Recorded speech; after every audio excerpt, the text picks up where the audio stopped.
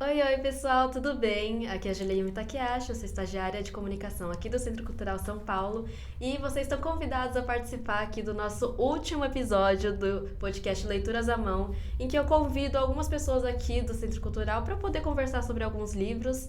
E dessa vez o tema, né, dos nossos livros são um pouco mais leves, vamos dizer assim, né? Vocês viram nos outros episódios que o primeiro foi sobre uma coisa mais coletiva, sociedade, e o segundo foi um pouco mais feminista, pautas que tangem as mulheres. E se vocês não viram, vão lá conferir. Mas já que vocês estão aqui, continuem aqui, que esse daqui também tá ótimo. E o nosso convidado de hoje é o Marcos Seixas, o curador de teatro jovem infantil. Seja bem-vindo! Obrigado pelo convite. Valeu. Antes, né, de todas essas indicações que a gente vai fazer aqui, queria saber como é que é a sua relação com a literatura, né?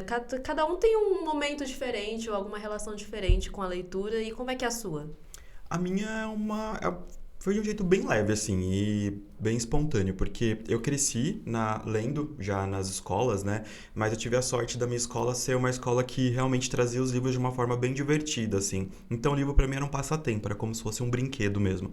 Lembro até que nas feiras dos livros tinha uns livros que estavam vindo meio holográfico, eu achava aquilo incrível, mas a minha família ninguém lia. Meu pai, minha mãe, meus irmãos, ninguém lia. E aí eu fui crescendo usando o livro como um brinquedo mesmo. E eu lembro que na quinta série eu mudei de escola e não tinha mais o livro que precisasse ser lido na aula de português, que era O Gênio do Crime. E aí a professora falou que eu poderia pegar qualquer outro livro da coleção Vagalume. E aí na minha... Famosa coleção Sim, sim, Vagalume. incrível. Inclusive eles relançaram alguns livros que o Vagalume brilha no escuro. É lindo os negocinhos, eu vi esses dias. Que sonho. E aí na casa da minha tia tinha o caso da borboleta tíria. Que aí esse livro, assim, foi o livro que eu falei, meu, que coisa incrível. Aí foi quando eu senti vontade de ler para além, acho que ali do livro brinquedo ali. Comecei a querer pegar mais livros, mais livros, mais livros. Continuei com isso, só que teve um momento que agora eu vou cancelar minha mãe aqui, mas já tá tudo bem, gente, já tá tudo bem. Teve um momento que a minha mãe, ela começa a me proibir a ler. Por uma questão religiosa ali e tal, hoje já tá tudo bem. Mas eu comecei a ler escondido num bosque, que eu morava no interior, literalmente ali, desci no bosque, ali, escondido Nossa. ali. E foi realmente os livros que na época, pra religião, ali era mais proibido, que era Harry Potter e tal. Então eu já lia ali no escondidinho. Mas continuei a ler, aí isso me trouxe também uma carga muito política, que eu comecei a ler mais Mafalda, peguei indicação das professoras como Olga, e aí eu fui crescendo, saí da casa dos meus pais e vir trabalhar direto na Livraria Cultura. E aí a questão da minha paixão por livro virou profissão mesmo. A partir daí foi evoluindo, evoluindo. Cursei o teatro que casou com a contação de histórias. E agora hoje eu vivo a partir disso mesmo, do teatro e da literatura bem em conjunto, assim. Hoje eu poderia, por exemplo, viver profissionalmente também trabalhando somente com os livros. Caramba. Não, você contando assim pra mim, parece que a sua história é uma história mesmo de livro, assim, né? De um É, garoto que foi proibido de ler e depois viveu. Sei lá, pra mim é muito doido ouvir isso. inclusive hoje minha mãe, ela é super fã, assim, e me dá livros, assim, hoje em dia, mas teve esse sentido. E toda a minha vida é pautada por momentos de livros, assim, também. Então é bem interessante. Eu acho que eu não conseguiria olhar minha vida sem ser pela ótica do livro, assim. Aham. Ai, que legal, gente. Gente, é isso. A gente vê muitas histórias diferentes de relacionamentos com os livros. E eu acho que isso é o mais incrível, né? Bom, começando aqui com as nossas indicações, eu vou trazer um que eu gostei muito e que, assim, recebeu uma certa visibilidade, que é Os Sete Maridos de Evelyn Hugo, esse daqui, da Taylor Jenkins Reid. E, assim, ele é incrível, eu acho que é um livro em que você fala, assim, pra mim, tá? É um livro em que você fala que livro bom, de boca cheia mesmo, que é basicamente assim, é uma capa muito feia, gente, é a capa eleita mais feia por mim, deste mundo, tá? Mas fala sobre uma mulher e em que ela, né, tem um contexto de ser de uma família de imigrantes e que ela tem que tentar se virar para correr atrás do sonho dela. E o sonho dela era ter fama, ela ter, né, um espaço ali nas estrelas de Hollywood. E ela, infelizmente, acaba usando, né? Ela entende que o corpo dela é uma ferramenta para poder alcançar essas coisas. Então, ela acaba se sujeitando a muitas situações em que ela é prejudicada, ela é abusada também, mas que tem muitas histórias. É tipo assim, eu acho que é um verdadeiro. Uma fofoca cheia, de começo, meio e fim. Mas eu conversei com o Marcos sobre esse livro e ele falou pra mim que ele não leu na época que tinha saído o livro. E agora eu quero saber por quê. Então, eu trabalhava em livraria, né? Então, eu sempre tinha muitos livros que eu gostaria de ler. E aí, quando chegava esses livros que era mais hypado, eu não lia tanto, porque eu já sabia que ia vender. Eu dava prioridade para aqueles que já estavam na minha lista e para aqueles que estavam meio encalhado, que eu precisava tirar do setor ali para trazer outros livros. Então, gente, me desculpem, tá? Mas vou ser muito criticado, talvez, por isso? Talvez. Mas eu gosto muito da autora, inclusive já li Daisy Jones, apesar de quem gosta muito de Os Sete Maridos não gostar muito de Daisy Jones, mas eu amei, inclusive, assistir a série e tal. Mas foi isso, e muita gente falando, eu falei, então eu vou deixar todo mundo falando, eu vou lendo os outros. Inclusive, a primeira vez que eu sei sobre a história foi ela falando, porque eu não sabia exatamente nada, eu consegui passar todos esses anos ilesos sem saber sobre a história desse livro, foi a primeira vez. Mas eu acho que, assim, gente, o Marcos ainda não entrou, ainda não passou por esse momento de Sete Maridos de Evelyn Hugo. Então, assim, tá sendo inédito pra ele também ouvir tudo isso. Não, mas eu tenho muita vontade de ler. Nos últimos... Inclusive vai virar filme, né? É filme, série, adaptação. É uma adaptação. Mas então, aí eu quero muito ler antes, porque já tá na hora também, já passou, né? Esse conservadorismo de não ler os hypados. Mas não é conservadorismo mesmo, é só por causa da dinâmica ali do tempo. Não, mas eu acho que a gente tem. Eu acho que cada um tem essa coisa de, tipo... Em algum momento a gente fala... Não, esse livro talvez seja muito bom. Deixa eu guardar pra depois eu poder enxergar com outros olhos esses livros. Sim, também. Mas o meu foi mais questão de tempo mesmo. Eu não consegui encaixar ele. Foi passando, lista aumentando, nunca incluí. Mas agora eu vou ler, gente. Eu vou ler.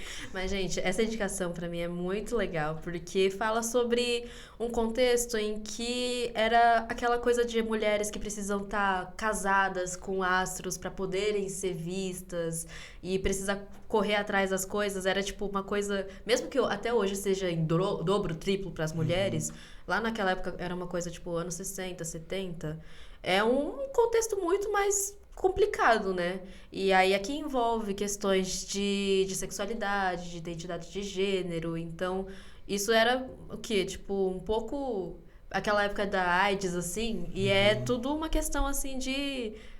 Também eles não saberem, né? Não terem essas informações que a gente tem hoje. Sim. Então, enxergar esse livro com esse olho, com esses olhos, eu acho que deixa até a história mais palatável, sabe?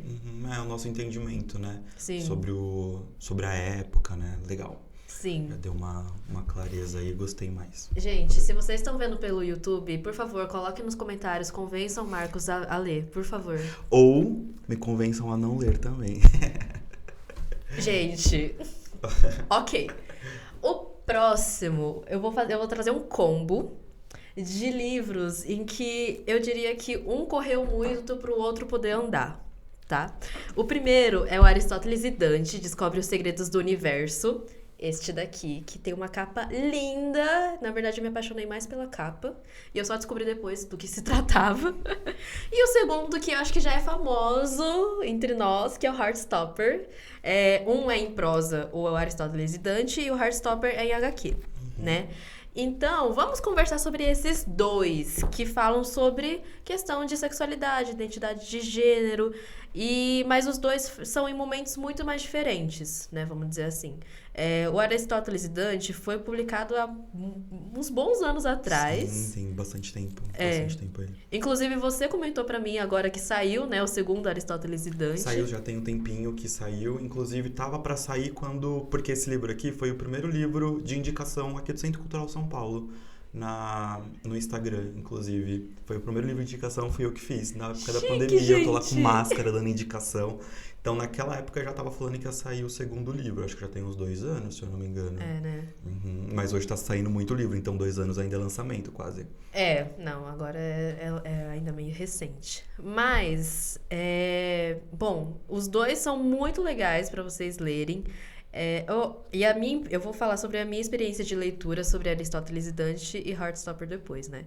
O Aristóteles e Dante, pra mim, eu tava lendo como se eu estivesse fazendo parte daquele clubinho de garotos que estavam, assim, tentando, sei lá, ter uma relação de amizade e tal. Até que no final você começa e fala, tipo, nossa, gente, é isso, né?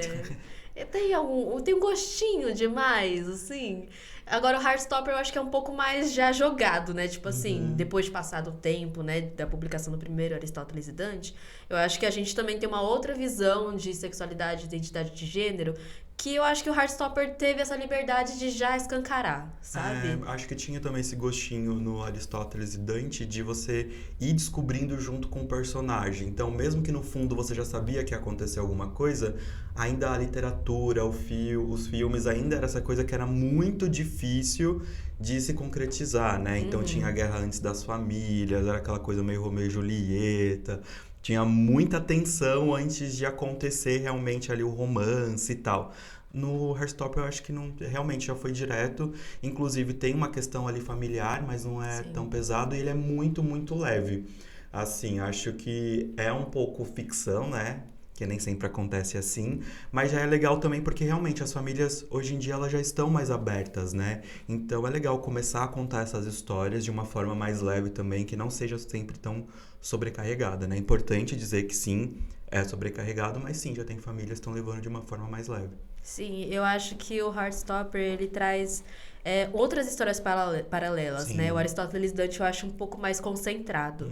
E eu Uhum. acho que o Heartstopper traz essa... Não tô falando mal de um livro de outro, acho que os dois são, tipo, têm finalidades Sim, diferentes exatamente. e em tempos diferentes, mas o Heartstopper eu acho que traz essa coisa de, tipo, não é só uma situação que é possível, sabe? É, tipo, são situações em que a gente tem problemas familiares, a gente tem pressões sociais, a gente tem nossa própria pressão. Por exemplo, o protagonista, né, aqui de um dos casais do Heartstopper tem essa questão de distúrbio O alimentar. Charlie, Então, eu acho que... que é o grande vilão, assim, do livro, né, da história, Uhum, porque a gente já tem todas essas questões que envolvem a família, os amigos, a sociedade, mas a gente também tem algo para trabalhar na gente, né? Então acho que também é isso, mostra muito o foco que também tem que ser no nosso corpo, na nossa mente, como trabalhar isso para depois também querer um relacionamento, uhum. ou então trabalhar isso ao mesmo tempo, né? O foco no corpo, na mente e também no relacionamento. Porque vai, querendo ou não, é muito lindo no comecinho, mas vai se criando uma tensão que os últimos É, livros, assim, eu tenho todos, eles já estão mais dark, mas é mais nessa questão voltada mesmo pro eu. Eles uhum. já estão num outro patamar, sim, mas é fofíssimo, eu gosto, eu amo. Não, eu acho muito fofo os dois, tipo... É só isso, realmente, que, né, é mais... É um pouco mais pesado. Mas é Uhum. isso, tipo, a gente lida com coisas pesadas ao longo da Sim. vida e faz parte. E não é só a nossa quando a gente fala sobre casais LGBTs na literatura, a gente não precisa só falar também sobre a relação. Ele é um ser, ele tem tem questões para além do relacionamento, para Uhum. além do gênero, enfim. E o Heartstopper trouxe também isso muito forte, né? Por exemplo, tem os estudos e cada um vai querer ser, e o Uhum. relacionamento na adolescência e tal, mas e depois? Vai pra faculdade. Então tem todas essas questões também que permeiam, não fica só naquela coisa do romancezinho ali. Sim. É isso, gente. E aí, como estamos falando de livros juvenis e tem a beça, eu vou fazer um sistema um pouco diferente. Eu vou pedir para que agora o Marcos indique os livros dele que tem mais a ver com essa vibe. Então, eu quero saber, estou curiosa. Ó, eu peguei esse aqui, que também é super conhecidíssimo, como Heartstopper que é o Arlindo, que é nacional da incrível Ilustralu, maravilhosa. E aí, o Arlindo também segue um pouco da linha do Heartstopper, só que é do Rio Grande do Norte, é um menino do Rio Grande do Norte que tá aprendendo, ele tá se descobrindo também. E ele permeia ali com a família, com os amigos, também tem uma questão muito forte de homofobia dentro da casa dele, da parte do pai, mas também tem uma responsabilidade muito grande da avó pelo Arlindo. Então ela é aquela pessoa que sabe exatamente quem ele é, mas que não força a barra. E tem uma cena muito linda que é inclusive a página inteirinha ela benzendo ele, para não deixar cargas negativas e tal. que lindo. E tudo isso se passa nos anos 2000. Então, pra quem é uma kakura, né? Como a gente diz, pra quem é mais das antigas, vai lembrar da sensação que era viver um romance ou estar se apaixonando nos anos 2000 e ir pra locadora. Pra pegar alguma coisa que pareça ali, que não Que tinha hoje é meio nada. vintage, né? Exatamente. Mas não tinha referências, né? Com que você pudesse se representar. E aí a gente se representava com o que dava. Com as séries, as novelas da época. Então fala muito sobre RBD, sobre Sandy Júnior. Tanto que no quarto do Arlindo tem uma foto do Júnior dentro da banheira, coberta de miojo e tal. Então tem muitas referências pop dos anos 2000. Inclusive, uma das páginas tem uma letra da Pitty, que foi famosíssima, ainda mas é famosíssima nos anos 2000. E é um livro lindíssimo, assim, é maravilhoso. As cores são lindas, as ilustrações são maravilhosas. E é um livro pra chorar, assim, é um livro lindíssimo. E eu amo, acho que todo mundo deveria ler em algum momento, assim. Tem esse, posso mostrar o outro já? Pode. Posso? Pode. Tem esse aqui que é o Arlindo, então, que é um quadrinho. E tem, falando dos anos 2000 também, que é esse aqui, que é o Complicado Perfeitinho, do Renan Bittencourt, que é um querido. Tá plastificado, eu tenho um aberto já, mas esse aqui eu trouxe pra Júlia, que eu tinha 2. E ele é um livro que é quase um jovem quase adulto, assim. Se passa na época dos primeiros anos da faculdade, saindo do ensino médio, assim. E é uma coisa que não tem muito não se tem muitos livros sobre. Tem muitos livros LGBTs ou falando sobre o hoje. Igual o Heartstopper, né? Tá falando do hoje. Mas não tem muito falando sobre os anos 2000. E é muito legal que a visão é a lembrança de um adulto sobre a sua juventude. Então, eu lendo isso, eu não tinha como ler nos anos 2000 uma história como essa. Com as referências que tinham, com as músicas. Tanto que eu li o livro inteiro com uma playlist dos anos 2000. Tipo, as divas pop dos anos 2000. Ou, tipo, Top TVZ dos anos 2000. E faz muito sentido. Porque é isso. Eu acho que o livro juvenil também, né? O infanto juvenil. Ou ele não precisa exatamente ser somente para faixa jovem. Porque tem questões que os adultos trabalham que veio de um momento da juventude. Então eu gosto muito de ler vários tipos de livros, independente da faixa etária ali, justamente porque, para mim, os livros conversam com algo que eu deveria ter trabalhado lá atrás. Sim. E que eu não consegui, por exemplo. Sim. Ou que eu não vivenciei, ou que eu não tive representatividade, ou que eu não fui representado. E Complicado e Perfeitinho é exatamente isso. É aquele menino que se apaixona pelo eminho da escola, aquele hétero ali que tem aquela pinta, sabe? Você se apaixona, assim. Mas você sabe que ele é hétero, mas mesmo assim investe. E que é o que todas as meninas também querem, porque o mais popular também, às vezes, é meio que um Troy Bolton, assim, que você não sabe muito bem a sexualidade dele, assim. Então, ainda mais nos anos 2000 que os meninos tinha essa explosão do emo, né? Que fica uma coisa meio assim.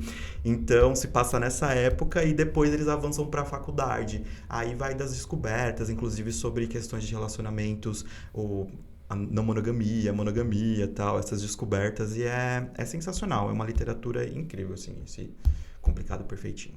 Eu fiquei muito interessada por ele. Nossa, parece que fala de muita coisa ao mesmo tempo. A única coisa, assim, é que foca muito no personagem principal. Eu também gosto daqueles livros que tem a relação com, sabe, tipo, é que na verdade só senti falta de ter histórias dos personagens secundários, que eu gosto muito. Não é uma crítica, mas é de tão legal, você tem vontade de saber mais sobre todos os outros personagens secundários, sabe?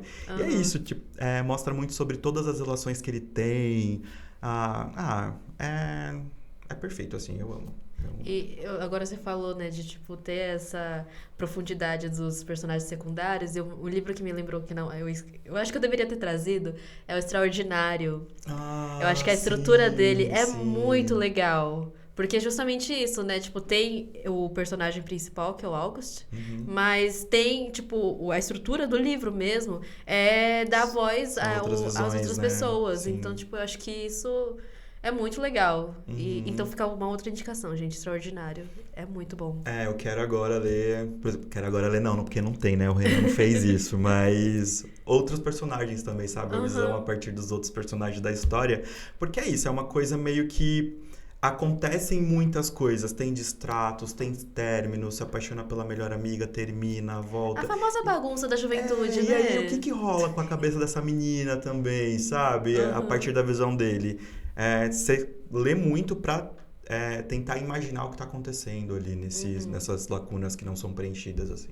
Não, tudo. Gente, eu vou passar porque, assim, tem muito mais livros pra falar, mas, ó, gente, esses daqui são muito legais, muito legais. O próximo é um pouquinho mais abaixo, vamos dizer assim. É uma leitura que eu, assim, sabe aquele livro que você escolhe pela capa e você escolhe pela contracapa, mais Uhum. ainda? Então, foi esse, Antes que o Café Esfrie, este daqui. É uma literatura japonesa, então já tem uma pegada um pouco diferente, mas eu achei o universo dele muito legal. Que é basicamente uma cafeteria em que fica tipo em meio que um subsolo assim. E não tem janela. Então, tipo assim, só tem as luzes de lá e tem meio que uma regra para que você possa, tipo, voltar pro passado ou ir pro futuro.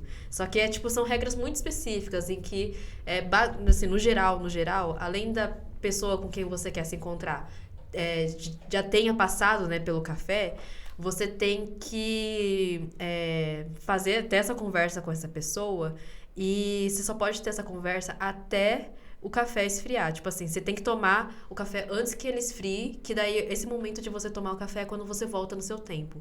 E, assim, eu achei essa sacada genial. Porque é muito coisa de japonês, tá? Inventar muito esse universo paralelo em que você pode voltar no tempo e mudar algumas E a coisas. partir de coisas simples, né? É, Uma cadeira, um café, que sempre tem aquela coisa mais confortável, né? sim, Uma coisa meio estúdio Ghibli ali, umas comidinhas total. saindo durante uma entrada e outra de personagem. Ai, uma comida. Porque eu amo as partes das comidas, né? Então, é bem confortável ler o livro, assim. Eu falo assistir porque parecia que eu tava assistindo mesmo. Não, é real, ele é super cinematográfico. Quer dizer, dá pra fazer uma adaptação. Eu acho que é Uhum. super possível.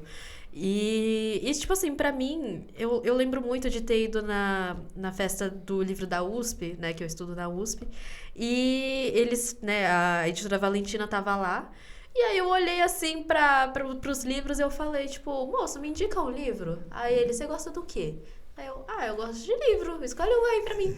Aí ele, lê esse aqui, eu li esse ontem. Eu, tá bom. E aí eu só olhei a capa contra a capa e eu fiquei tipo, nossa, que interessante e tal. E eu peguei, e tipo assim, eu achei genial, tá?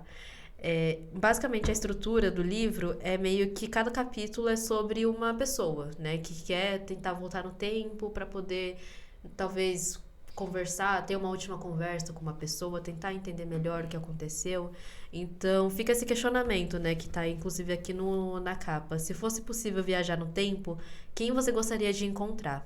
Então, eu acho que traz muito essa reflexão, né? De tipo, eu me arrependo de ter feito uma coisa ou de não ter feito uma coisa. Será que mudaria se eu voltasse? Eu acho que ficou muito essa reflexão, assim.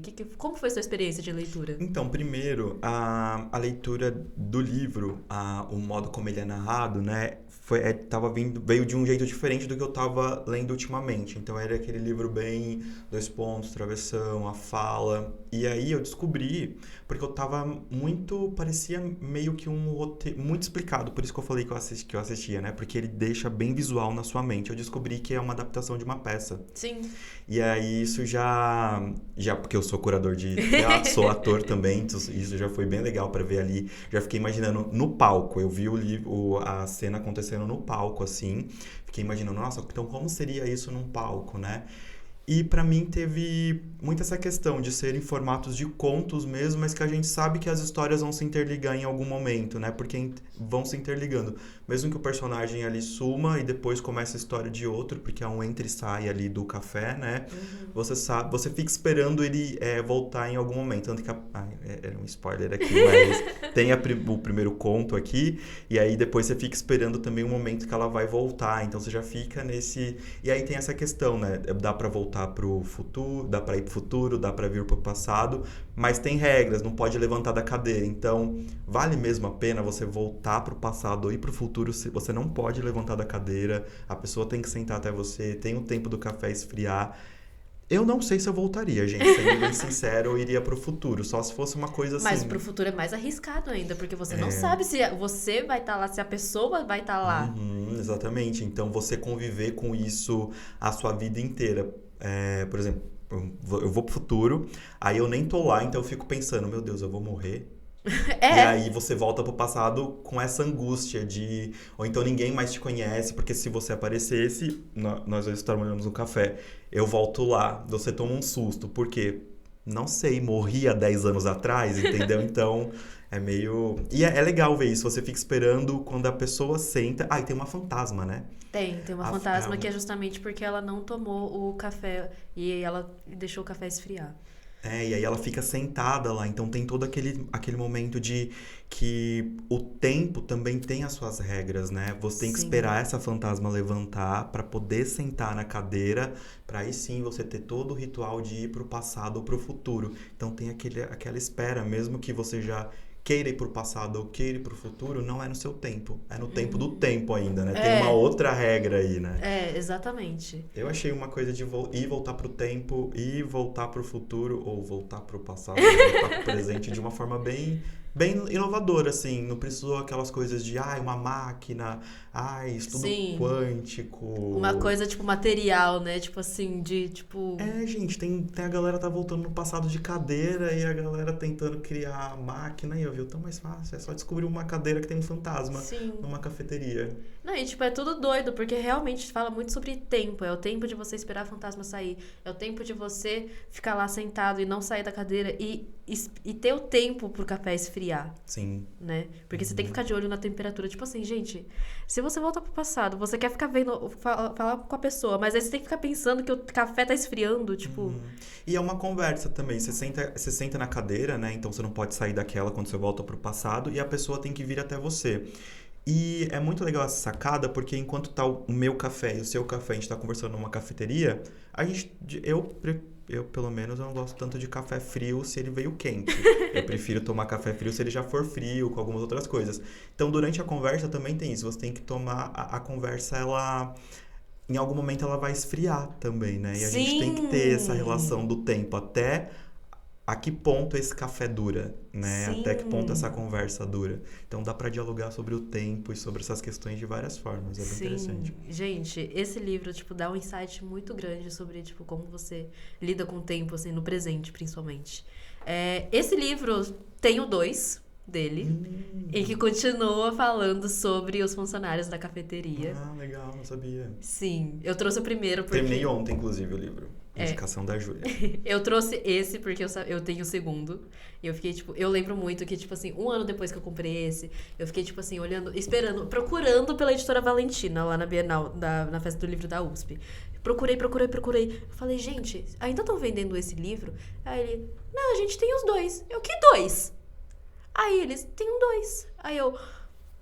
Dá pra mim, por favor, por favor. Inclusive, eu postei que eu tava lendo, né, quando você me indicou, e algumas pessoas falaram, amei, e outras falaram, eu tava muito empolgada, e quando eu fui ler eu não gostei do desfecho, eu não gostei porque queria saber mais, e não sabia que tinham 2. Acho que essas pessoas também não sabem, então eu vou postar lá nos stories, porque realmente dá vontade de entender o que acontece com os outros personagens e ter um desfecho assim. Então, tendo 2, eu acho que vai ser quem aí... foi até o fim e queria outras coisas, vai vir outras coisas aí. Vai vir. Segundo, né, além do 2, tem 3, tá? Tem 3? Tem muita coisa, então. Não, o autor, né, Toshikazu Kawaguchi, ele deu uma empolgada. Mas eu acho que é um universo muito válido pra você se empolgar. Nossa, não, mas eu vi que também tem... Ele foi um dos livros mais traduzidos dali. Então, muita gente. Então, acho que vale a pena ele... ter tido essa investida, né? Espero que ele saiba o tempo o café... Exato, porque eu acho que ele não sabe. Entendi. Eu acho que ele não sabe. Vamos torcer pra que ele olhe o nome do livro antes que o café esfrie, né? Antes que o livro esfrie, pra ele saber terminar aí as viagens na ida e volta no tempo. Senão a gente fica perdido no tempo, né? Sim. Bom, a última indicação aqui...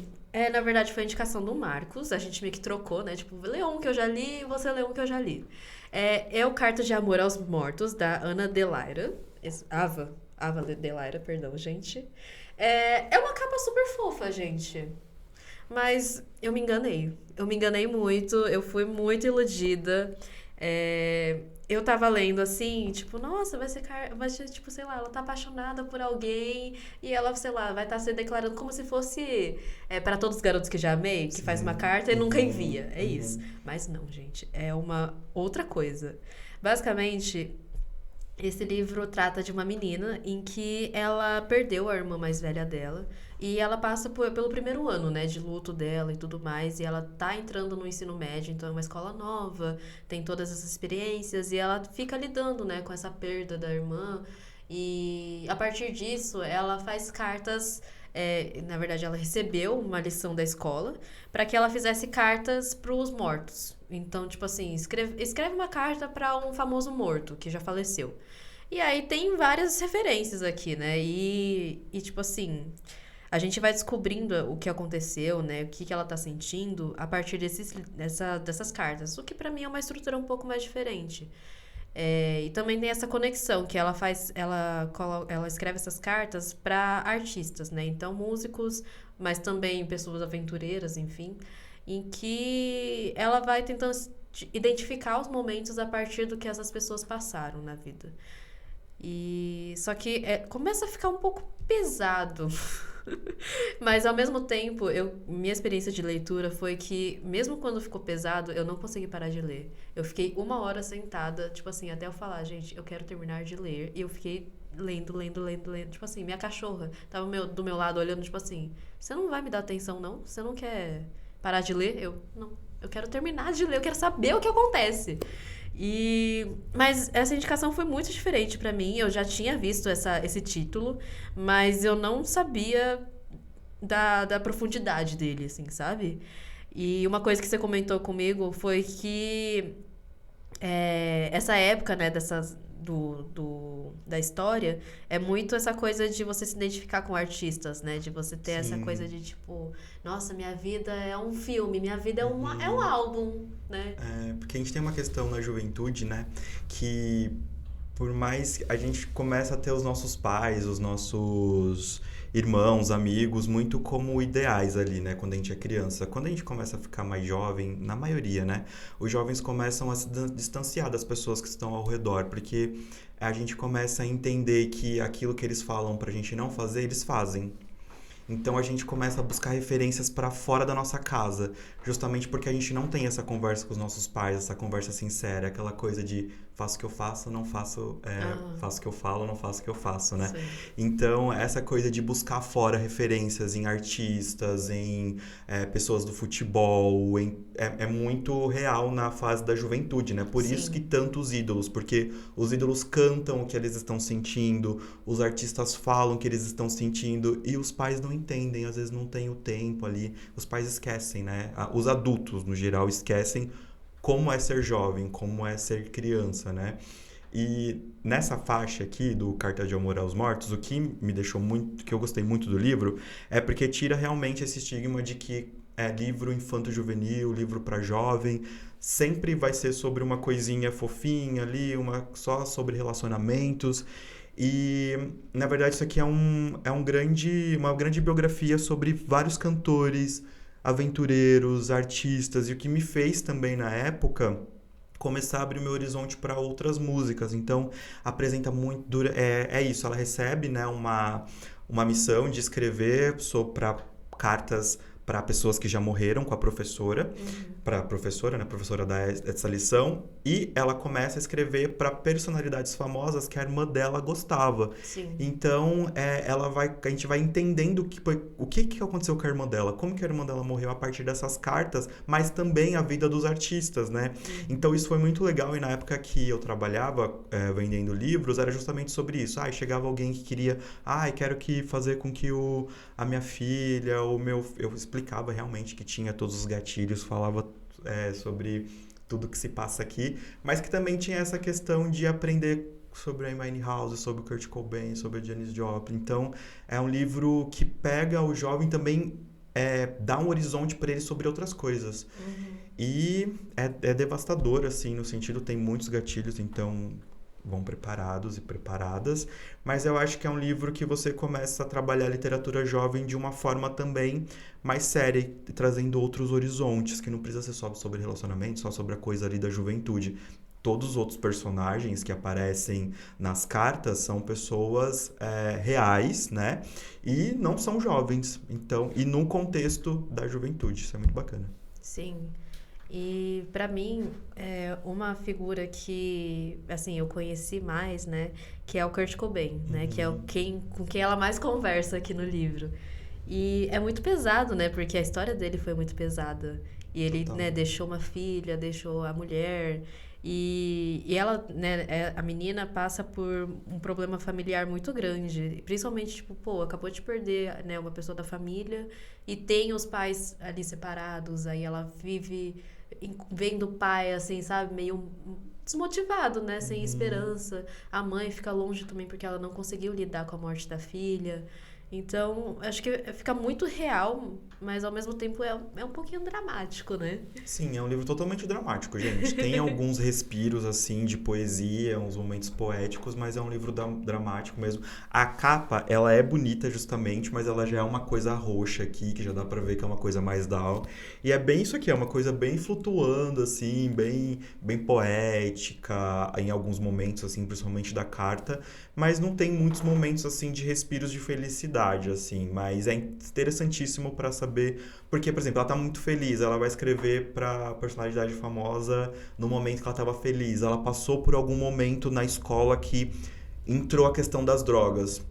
Ela não teve liberdade, de repente, pra conversar com os pais, mas aí foi lá e, a partir das cartas, conversou com esses artistas. Então seria um livro até interessante para pais, para cuidadores, para a família ler junto, de repente, com os jovens, ou ler para entender também o universo e se entender também, né? Não, com certeza. Assim, você é o curador. E você que já conhece esses livros. Então, tipo assim, é uma indicação muito boa, mas é isso. Leiam com respiros. Vamos indo com calma. Intercala, gente. Vai intercalando, porque é isso que eu faço. Vai entre Heartstopper e Cartas de Amor, assim, vai... Inclusive, teve uma doutora que aqui ela é médica, mas eu não sei médica do que. Eu só sei que ela trabalha com questões do cérebro. E ela estava escrevendo um doutorado, estava escrevendo alguma coisa que ela estava buscando quadrinhos aqui na Gibiteca, né?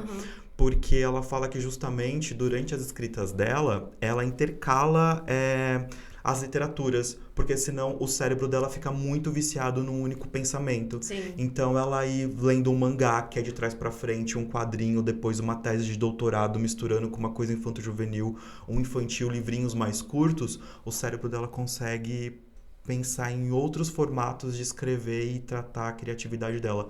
Mesmo que ela não goste, porque também aumenta...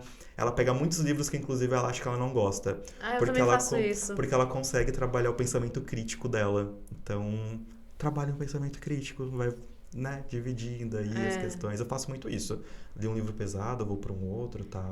Eu vou, tipo assim, vai um meio sociedade, ficou muito pesado um George Orwell, aí eu vou lá e pego uma Mamão com Açúcar, tipo... Total. E aí eu vou alternando, assim. Sim. Esse aqui, gente, é um verdadeiro Mamão com Açúcar, tirando esse daqui. Mas o resto é tudo Mamão com Açúcar. Então, se você tá passando por um momento difícil, vai nesses que pode confiar.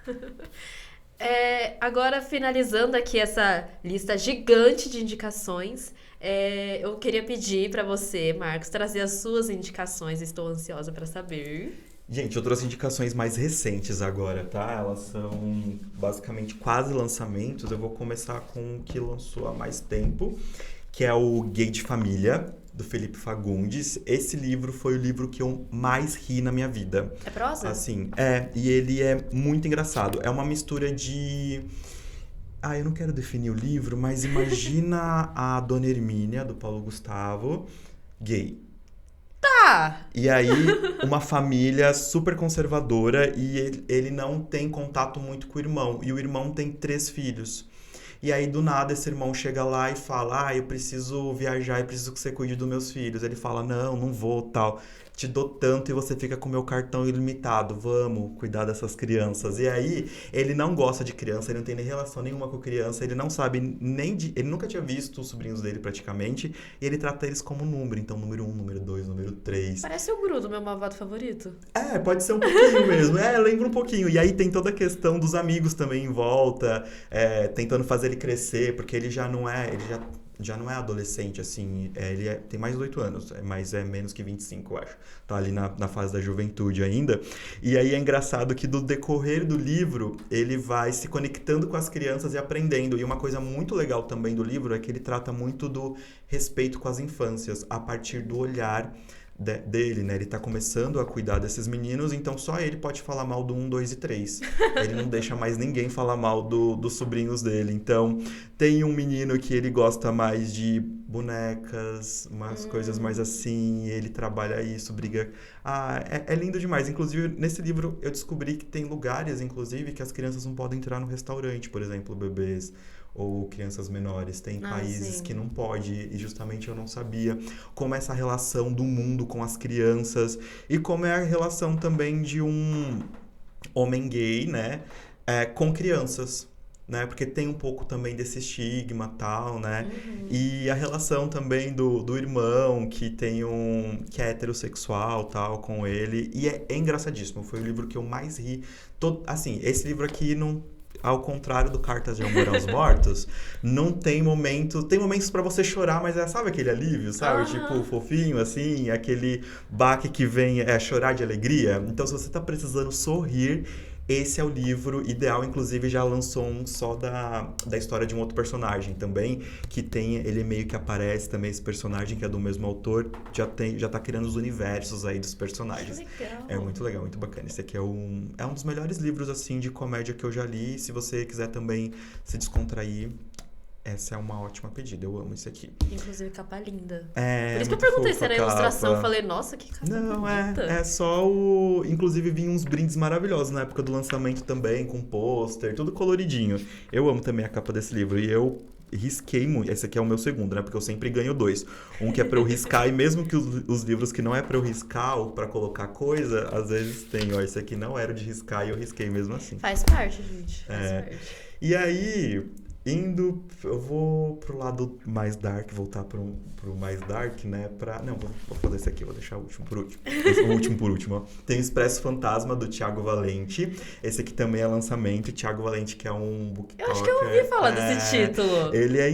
O Thiago é incrível, ele fala muito sobre livros nas redes sociais. Inclusive, ele foi o primeiro criador de conteúdo literário que topou gravar com a gente aqui também. Ele é maravilhoso. E aí, o livro dele fala sobre uma cafeteria que ela é meio que diferente, assim, ela é diferenciada. O cardápio é tudo sobre filme de terror. Sobre filme de terror real. Então, tem o Pânico, Então, cada sobremesinha ali é de um filme de terror. Tem os fantasminhas. E o Thiago é muito voltado pra culinária, assim. Então, ele fala sobre um livro e aí ele também faz a receita do livro, que tinha ali no livro e tal, né? Então, esse livro dele é a cara dele, porque é uma história que envolve muita culinária, que se passa num café. E esse café é o point da galera LGBTQIAPN+.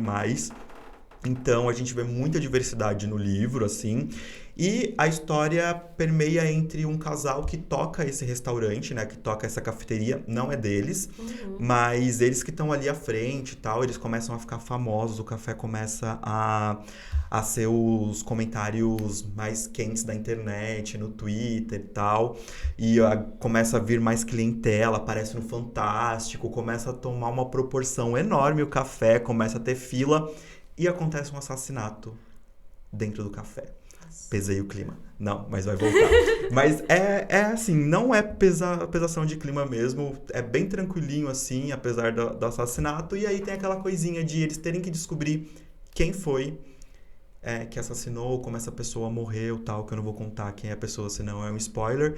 E no meio disso tudo tem outros mistérios, então é um cozy mystery, assim, é um mistério mais aconchegante, assim, uma coisinha mais gostosa. E o engraçado desse livro é que ele tem algumas cenas que se passam em Campos do Jordão. E eu nunca tinha ido, nunca tive vontade, até porque pra mim sempre parecia ser uma coisa mais heteronormativa, Campos do Jordão, assim, uma coisa mais pra casais heterossexuais. E depois que eu li, eu fiquei com muita... Apesar de ter sido um casal lésbico que foi, né? Eu fiquei com muita vontade de ir com o meu noivo. E eu fui, terminei o livro, fiquei com uma vontade enorme de ir. Então é um livro que te dá vontade de visitar cafés, de comer coisas diferentes, assistir filmes de terror, apesar de eu odiar, e visitar uns lugares mais aconchegantes, assim, com uns climinhas mais... E do começo ao fim, é você tentar colocar um mapa na parede pra tentar ligar os personagens, pra tentar descobrir quem pode ser o assassino, porque todo mundo parece um pouco suspeito ali no caso de quem matou o pessoal e começam a desconfiar deles. Então, todo mundo começa a desconfiar que pode ter sido os dois que matou ali alguém pra ficar com um café só pra eles, tal. Mas o maior vilão pra mim no livro é a internet. Porque começam aí dançar dancinha de TikTok na frente do Expresso Fantasma, Ah! porque ele tá Ai, ficando gente. famoso. Então é como a internet é realmente a vilã hoje em dia, sabe? As coisas acontecem fora, mas dentro da internet que as cenas que se passam das pessoas comentando sobre o assassinato na internet é o que me deixou com muito medo. Então, o Uhum. medo é uma coisa mais. Essa coisa do terror tal, vai além, não é nem tanto pelo assassinato, é como as pessoas reagem com esses acontecimentos hoje em dia. Então, pra mim, é a minha visão, tá? Não que o Thiago quis escrever isso, mas a minha visão é, do grande vilão do livro é esse aqui. Nossa, gente, eu acho que esse seria o segundo, depois do Evelyn Hugo, que seria, tipo assim, aquele livro bom de boca cheia. Aí, Thiago também ama Evelyn Hugo, gente. Ah, então Ele é isso. É panfleta. isso. Não, faz total sentido. Mas, nossa, é incrível. Não, eu vou ler isso aqui depois, com certeza. E aí, tem esse aqui também, que é o autor brasileiro, que foi um dos livros mais recentes que eu li, que é o do Raul. Ele é um livro mais tenso, mas é um livro mais clássico. Ele trata de assuntos da juventude também, descobertas. Não toca muito em qual é o ano, qual é o momento que acontece, mas a gente consegue descobrir é, pelas passagens que ele solta. Por exemplo, qual música tá tocando? Uma música que tá muito irritada, Leandro e Leonardo. Hoje em dia não tá muito, né? Chitãozinho e Chororó, uma coisa mais ou menos assim. Então a gente consegue ver mais ou menos qual que é o tempo. O que eles usam, máquina analógica, os Uhum. perfumes que são descritos. São sobre os objetos. A gente consegue criar na nossa cabeça toda essa ambientação. E é um livro jovem que tem uma prosa clássica. Então a gente consegue muito voltar para o Grande Sertão Vereda, a gente consegue ver esse tipo de escrita, mas num contexto jovem, que é a história de dois amigos que crescem juntos e começam a sentir essa relação de amor, essa relação de carinho, e como lidar com isso numa família totalmente tradicional, super assim do interior de uma cidade muito simples. E o livro trata de uma mãe também que vem e visita o personagem principal uma vez por ano, que é no Natal. Então tem essa coisa de ele esperar o ano inteiro para ver a mãe. Até que um dia ela não volta e ela prometeu que ia levar ele pra praia para ver o mar um dia, tal, ela não volta mais. E aí sim tem os contos paralelos pra gente saber a história da mãe, a história da avó, porque ele é criado com os avós, né? Porque a mãe Uhum. fica fora. E aí a gente consegue ir descobrindo qual é a relação dessa família com a mãe, qual é a relação da mãe com a família, qual é a relação dele com os avós, com a mãe, porque tem essas histórias paralelas, assim. Uhum. E foi o melhor livro que eu li esse ano, até agora. Esse título Esse é aqui. famosinho. Ele tá sendo muito discutido, assim, estão falando bastante dele, ele é lançamento, ele é desse ano, mas estão falando bastante, e assim, pra mim, é um livro que, quando eu participei de uma roda de leitura, né, muitas pessoas que só gostavam de literatura jovem, ou mais de literatura jovem, que não gostava tanto dos clássicos, teve uma nova visão pelos clássicos, pelo jeito de escrita, justamente por conta desse livro, porque ele traz um contexto dos livros clássicos mais voltado para a juventude, e você não consegue parar, assim, realmente não consegue parar de ler, porque ele já emenda, sabe aquele final da novela? Aham. Basicamente toda a página é o final da novela, que você quer saber o que vai acontecer e Aham. tal, e tem muita diversidade sexual também, voltada pra época. Então a gente tem pessoas trans também, convivendo numa cidade super conservadora. Tem momentos de que você quer. Sabe aquele momento que a mulher, ela tá meio que ali de escanteio e ela vai aceitando muitas coisas, acontecimentos, esperando os homens ali tomar. E aí você espera que vai ser aquele momento que ela vai pegar as rédeas e vai botar fogo em tudo, literalmente acontece. Então, são livros que a gente tem muita vontade de ver os personagens crescendo. Eu sei que você tá nesse momento. E ele acerta em tudo, tá? Não é aquele livro que, esperava que aquele personagem fizesse aquilo e não fez. Não. Vai fazer. Você começa a ler, você fala eu queria que fizesse aquilo, faz pior. Mas, tipo, lava o nosso coração, mas é um livro pesado também, em várias cenas. Isso que eu ia perguntar. É um livro, assim, tem assassinato, tem suicídio, então são teminhas que... Tá, então temos gatilhos. Sim, temos alguns, mas não fica pesando. Não é aquele livro que arrasta durante, são acontecimentos e vai passando, assim. Legal. Gente, só pra não deixar tão longo, né? Mas a gente já falou de todos os livros aqui. E, cara, são muito legais. Então, eu acho que esse episódio deu uma equilibrada entre alguns um pouco pesados e outros bem mamão com açúcar. Então, vocês têm milhões de possibilidades aí. Tem essas escolhas pra vocês pegarem um aí pra tentar sair de uma ressaca literária, talvez. Porque eu acho que se eu lesse esse último que você falou, eu acho que eu entraria em uma ressaca literária por um tempinho. Pior que esse livro me despertou a vontade de voltar a ler com mais frequência. Eu estava muito empacado. Eu acho que por ele ser uma leitura que te solta, assim, pra ler e que você fala, nossa, eu sou muito leitor. Eu tinha esquecido disso. Então, é engraçado, né? Porque eu pensei que eu ia entrar nessa onda, assim, mas foi totalmente ao contrário. Mais um livro, já que você falou de ressaca literária, Expresso Fantasma, gente. É bem gostosinho. Sim. E o Gay de Família, se eu pudesse apostar, assim. Mas o Rio que me corta por dentro me tirou de uma ressaca literária, por incrível que pareça. O outro foi o Gay de Família. Nossa, então é isso, gente. Tem diferentes perspectivas. Eu acho que tem esperança pra todos, né? Sim.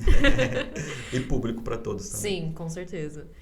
Então é isso, gente. Finalizamos aqui o último episódio desse podcast Leituras à Mão. Queria muito agradecer ao Marcos por ter vindo aqui. Essa troca de conversa aqui.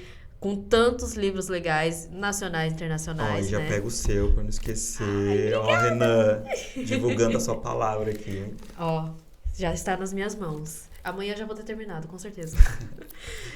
Mas é isso, muito obrigada. Obrigado a você pelo convite. Esses livros aqui estão todos na biblioteca. A nossa biblioteca funciona de terça a sexta, das 10 da manhã até as 8 da noite. Sábado e domingo funciona das 10 às 6 horas da tarde. Nos finais de semana a biblioteca fica fechada e só é permitida a entrada meia hora antes do fechamento. E para você entrar na nossa biblioteca, é só você se identificar na entrada e para você fazer sua carteirinha, é só você trazer o seu RG e um comprovante de residência. Então, aproveitem todas essas indicações desses 3 episódios.